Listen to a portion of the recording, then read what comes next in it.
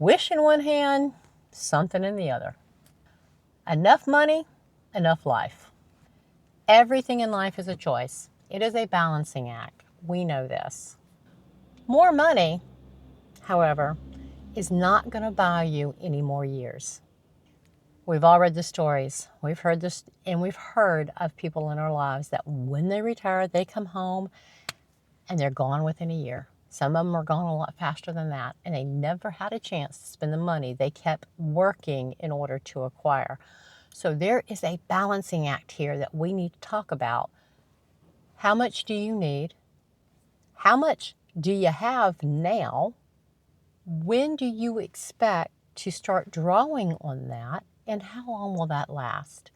Some of us, if you're just now getting started thinking about this and working toward it, it's not too late, but your path forward is going to be a little different. And some of us may choose to never stop working, that we enjoy what we do, or we want to stay engaged and active outside the house. These are all personal choices, and you can retire any way like you mean it. It's not all about the dollars. A lot of it is about the cents, but you have to start thinking about it now. I'm personally under 60. Do I want to retire before 65 and 70? Yes, I do. Am I going to retire next year? Probably not. But these are choices that I have to begin thinking about and deciding when it works for me. So come on, let's talk about how you cannot buy back the years if you choose to keep working for the money. And you have to decide, do you even need the money? And is every day and year of your life worth what you're exchanging for it? The retirement finish line keeps moving. It's not because of inflation. It's not because of the interest rates. A lot of it has to do with life expectancy. That's a huge one. And even more of it has to do with the cost of living and the amount of money that you can actually make as we continue to age. Healthcare cost is another big one. A lot of people get more fearful of, oh, I can't afford to retire. I need to keep working for the health insurance. I'm nowhere near 65 yet. I can't get on Medicare. All of that is completely understandable, but there's things that you need to start working out now, sooner than later. And when the goalpost keeps moving, it makes you continue to feel like you still don't have enough. Oh my God, according to the experts, I needed $1.6 million last year, and now I need $4 million? Oh, I'll never quit working. I will work until I'm 70. Pause. Hold on.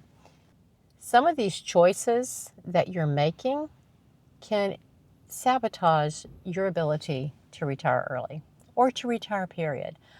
I was talking to an individual today. I'd gone to a medical appointment, and we were talking about being debt-free versus debt, and he was justifying, he's younger than I am, justifying some of the reasons why he decided to take loans out to put in the dream pool, to put in this, to do that. And now he's probably going to have to work till he's 70 to pay that stuff off. Those are choices he made for him and his family for the moment without necessarily completely analyzing how it was going to impact his future. Yes, he knew that he should save up cash for these purchases, but him and his wife justified it because by the time they thought they could save up the cash, and I'm assuming that was just wandering through their current budget without getting intense to it, but they figured by the time they saved up the cash, the kids long since would be out of the house, and probably it would be the grandkids that were enjoying the pool. But the moral of the story is we make our choices and they impact our future. So do your future self a solid. Look at what you're currently spending on debt, and let's start eradicating that. So the goalpost keeps moving, but it's not necessarily externally. It's because you keep making non-wise decisions for your future self and the goals that you set for yourself. Below, if you haven't already started your own budget, I've got a free Master Your Money Plan workbook, worksheet to help you begin your budgeting journey. Yes, budgeting has gotten a bad rap, but you basically need to know what you have coming in, what you have going out, where you need to be as far as what your total expenses need to be on a monthly basis so you can retire at some point. Or if you want to do a hybrid, how much money do you need in order to achieve your hybrid? And we spend a lot of time in the rat race, keeping up with the Joneses, wanting to get the next cell phone or the next gadget or the next upgrade. And we've all noticed that it's not even an annual thing when the next phone comes out. Sometimes they're spitting two of these out a year because they know there's people who are going to keep chasing the latest and greatest. You've heard about people being upside down in cars. There's people who are upside down in cell phones. They just keep, that debt is just growing and growing and growing because they got to keep having the latest and greatest. But stop. Stop.